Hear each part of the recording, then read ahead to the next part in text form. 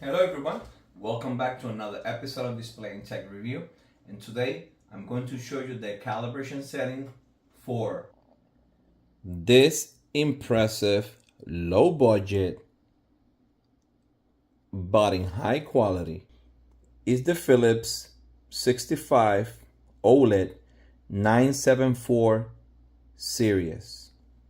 Check out the calibrations. So let's get to it.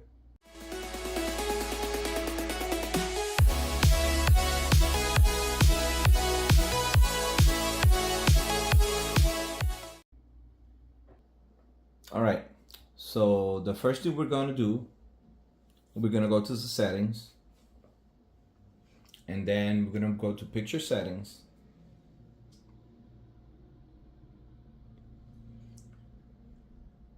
We're going to go to picture settings.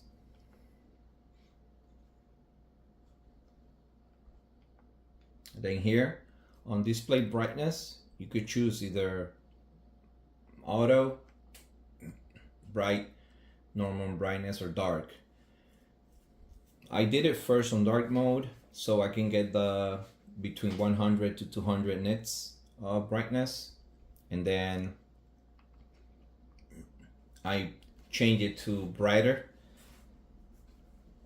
just to check the higher nits brightness of it, how high it could go for an OLED. So I'm just gonna put on brighter, that way you guys can see the best on the video. Then on the settings, you're gonna go to movie mode, and then on movie mode, once you choose movie mode, then you're gonna choose customize picture. Once you go to customize picture, probably the OLED luminance is gonna be at 100 or a little lesser than that, but to get the 100 to 200 nit brightness to the dark room settings of this calibration, then you're gonna have to drop it to 37. On the brightness, you're gonna raise it a little bit to 52. And then on the contrast, you're gonna drop it to 48. It would raise the darks a little bit to make it more uniform to what it's supposed to be intended by the creators and by the standards. And then on contrast, you're gonna drop it that way on standard resolution or standard brightness. That way on regular Blu-ray or 4K movies without HDR, on regular 4K movies or regular viewing content, then you can see better shades of white. On sharpness, you leave it at 40. You can change it to whatever suits you best. I left it there. Color, leave it alone. You don't touch tint. And picture size, just put it in auto.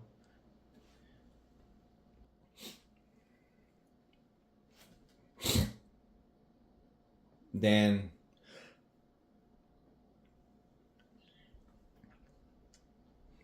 so on picture settings, I put it on brighter so it can be seen better on the screen. And then movie mode, make sure you choose on the picture mode, you choose movie mode, which gives you the best correction on calibrations and the settings. And then you go to customize picture, OLED luminance to reach the 100 to 200 nit brightness. I actually this time push it to 200 nit brightness for standard viewing, and I put it to 30, drop it to 37. It probably starts at 100. On brightness, raise it to 52. You need to raise a little bit those blacks so you can see more detail until the industry standards. Then on contrast, you drop it to 48. That way you can see more shades of whites without affecting the whites. And then on expert, we're gonna go to expert settings. And on expert settings, on micro contrast, you're gonna turn it off. Dynamic, you're gonna turn it off. Action smoothing, you turn it off because this is for industry standards of movie viewing, which usually runs at 24 frames per second or 48, depending on what movie has that option. And from there, and then you move on to movies, to other type of viewing content, and then you adjust accordingly. And action clarity, you put it off. Gamma correction, leave it at 2.2. Noise reduction, you turn it off. And then on color temperature, I have it at cool, but it's because I was just checking something. So you put it on warm. All right. And then on color temperature, once you're done, we're gonna jump to adjusting the temp color settings. The 10 steps. On 5%, you're going to leave it off. And then on 10%, you're going to leave it off. 20%, you are going to leave it off. And then 30%, that's when you start adjusting. And 30%, you're gonna put -9 on red. On green, you're gonna leave it at 0. And then on blue, you're gonna raise it to 3. Then at 40%, red is gonna be -11, green 0, and blue +6. You're gonna raise it to 6. Then on 50%, red is -13, green 0, blue 9. Then on 60%, red, drop it to 15 or -15, green 0, blue 13 or +13. At 70%, you're gonna put negative on red, 17, green 0, and blue, you're gonna raise it to 17. It kind of feels like you drop one almost the same amount that you raise the other one. Usually on this model OLED, it has high reds, so that's the reason why.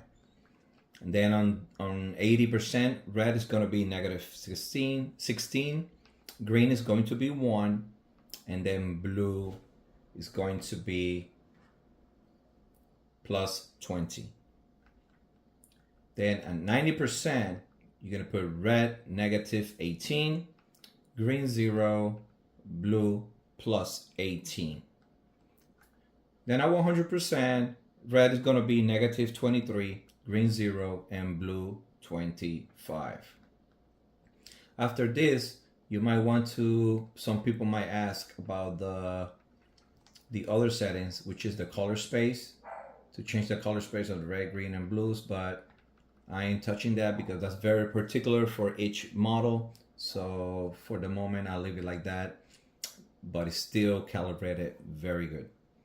That's it, guys. I hope you guys like the calibration and enjoy the calibrations for this new TV from Philips. I'm gonna be doing the review very, very soon, and you will find out if it's worth it. If you have any thoughts or comments, you can always write it down below. But now and always, thank you for watching.